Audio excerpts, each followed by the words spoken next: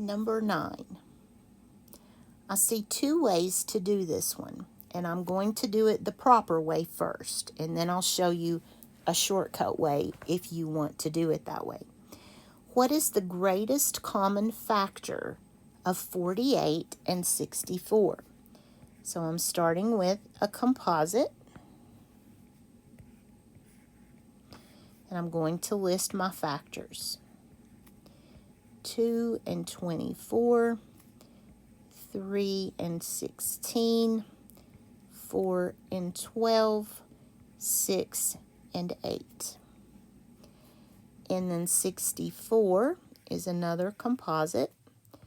1 and 64, 2 and 32, 3 and, that won't work. Sorry, 64 divided by 3 won't work. 4 will, and 8 will. So common factors, I see 16, I see 8, I see 2, I see 4, and I see that's all.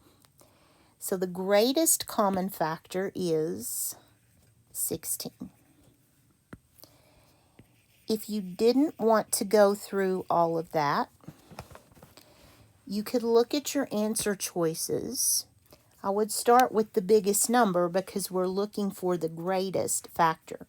So I would do 48 divided by 32, and I get 1.5. So 32 is not a factor of 48. We would have to get an integer answer right there. 64 it would be, but not the 48. 64 divided by 32 is a straight up 2. But this 1.5 is the problem. So then I would move to the 16.